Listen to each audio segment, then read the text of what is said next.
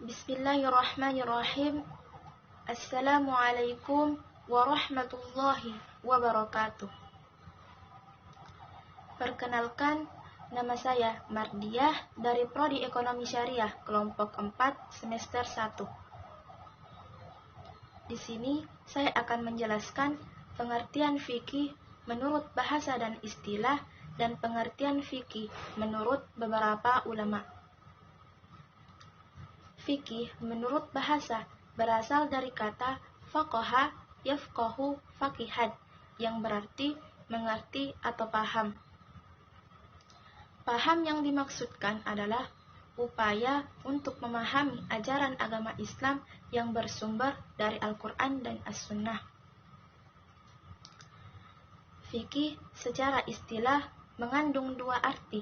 Yang pertama, pengetahuan tentang hukum-hukum syariat yang berkaitan dengan perbuatan dan perkataan mukallaf atau mereka yang sudah terbebani menjalankan syariat agama, yang diambil dari dalil-dalilnya yang terperinci berupa nas-nas Al-Quran dan As-Sunnah serta bercabang darinya berupa ijma' dan qiyas.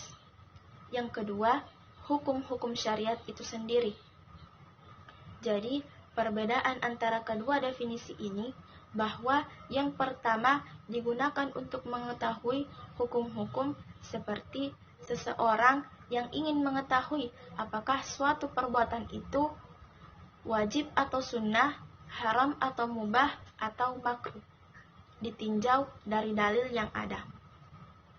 Sedangkan yang kedua adalah untuk hukum-hukum syariat sendiri, yaitu hukum apa saja yang terkandung dalam sholat, zakat, puasa, haji, dan lain sebagainya berupa syarat-syarat, rukun-rukun, kewajiban-kewajiban atau sunnah-sunnahnya.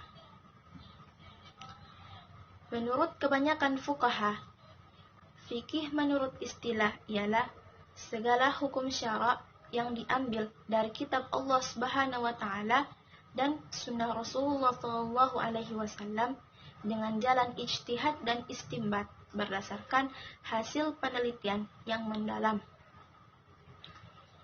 Fikih menurut Syekh Muhammad Abdul As-Salam Al-Qabbani, seorang ulama Al-Azhar yang bermazhab Salafi, mengatakan fikih adalah suatu ilmu yang menerangkan segala hukum yang dipetik dari dalil-dalil yang tafsili, yaitu Al-Quran, Sunnah, Ijma' dan Qiyas.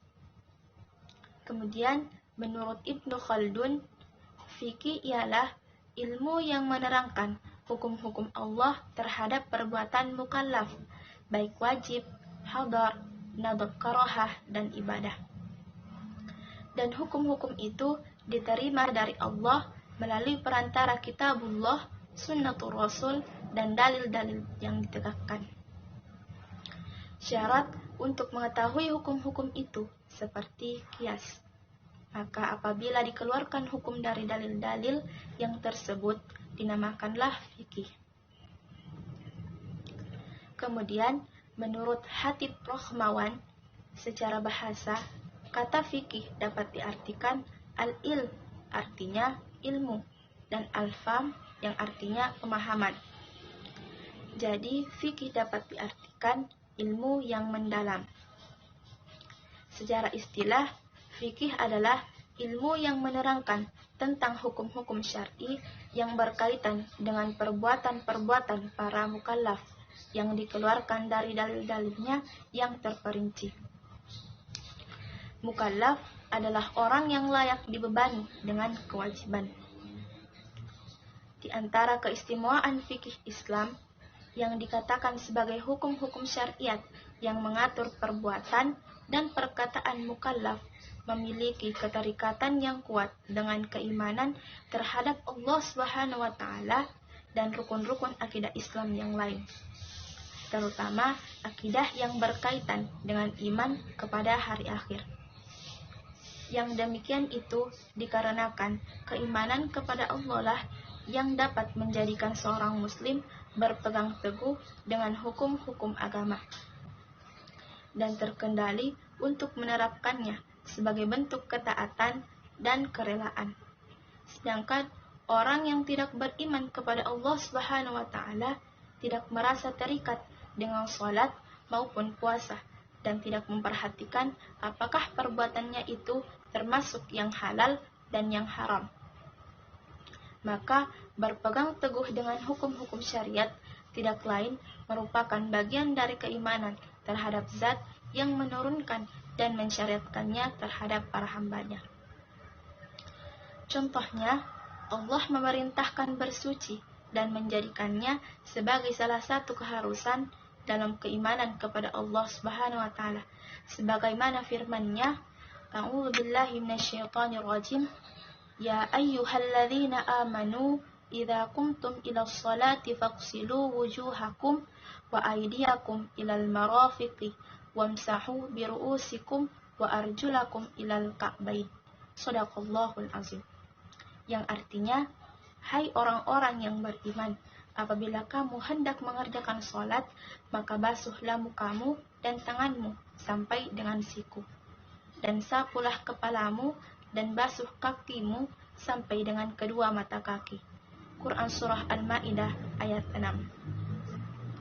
Juga seperti sholat dan zakat yang Allah kaitkan dengan keimanan terhadap hari akhir, sebagaimana firman-Nya, A'udzu billahi minasyaitonir rajim, alladzina yuqimuna sholata wa yu'tuna zakata wa hum bil akhirati hum yuqinun. Shadaqallahul azim. Yang artinya yaitu orang-orang yang mendirikan salat dan menunaikan zakat dan mereka yakin akan adanya negeri akhirat. Quran Surah An-Naml ayat 3. Demikian pula takwa, pergaulan baik, menjauhi kemungkaran, dan contoh lainnya yang tidak memungkinkan untuk disebutkan satu persatu. Tidak ragu lagi bahwa kehidupan manusia meliputi segala aspek dan kebahagiaan yang ingin dicapai oleh manusia, mengharuskannya untuk memperhatikan semua aspek tersebut dengan cara terprogram dan teratur. Manakala fikih Islam adalah ungkapan tentang hukum-hukum yang Allah syariatkan kepada para hambanya demi mengayomi seluruh kemaslahatan mereka dan mencegah timbulnya kerusakan di tengah-tengah mereka. Maka fikih Islam dapat memperhatikan aspek tersebut dan mengatur seluruh kebutuhan manusia beserta hukum-hukumnya. Kalau kita memperhatikan kitab fikih yang mengandung hukum-hukum syariat yang bersumber dari kitab Allah, sunnah Rasulnya, serta ijma' atau kesepakatan dan ijtihad para ulama kaum muslimin, niscaya kita dapati kitab-kitab tersebut terbagi menjadi 7 bagian yang kesemuanya membentuk satu undang-undang umum bagi kehidupan manusia, baik bersifat pribadi maupun bermasyarakat, yang perinciannya sebagai berikut. Pertama, hukum-hukum yang berkaitan dengan ibadah kepada Allah Subhanahu wa taala seperti wudu, salat, puasa, haji, dan yang lainnya. Ini disebut dengan fikih ibadah. Kemudian yang kedua, hukum-hukum yang berkaitan dengan masalah kekeluargaan seperti pernikahan, talak, nasab, persusuan, nafkah, warisan, dan yang lainnya disebut dengan fikih al-ahwal asy-syakhsiyah. Yang ketiga, hukum-hukum yang berkaitan dengan perbuatan manusia dan hubungan di antara mereka seperti jual beli, jaminan, sewa menyewa, pengadilan, dan yang lainnya disebut fikih muamalah. Yang keempat, hukum-hukum yang berkaitan dengan kewajiban-kewajiban pemimpin atau kepala negara, seperti menegakkan keadilan, memberantas kezaliman, dan menerapkan hukum-hukum syariat, serta yang berkaitan dengan kewajiban-kewajiban rakyat yang dipimpin, seperti kewajiban taat dalam hal yang bukan maksiat dan yang lainnya. Dan ini disebut dengan fikih siasah syariah. Yang kelima, hukum-hukum yang berkaitan dengan hukuman terhadap pelaku-pelaku kejahatan, serta penjagaan keamanan dan ketertiban, seperti hukuman terhadap pembunuh, pencuri, pemabuk, dan yang lainnya. Ini disebut sebagai fikih al-uqubat. Yang keenam, hukum-hukum yang mengatur hubungan negeri Islam dengan negeri lainnya yang berkaitan dengan pembahasan tentang perang atau damai dan yang lainnya.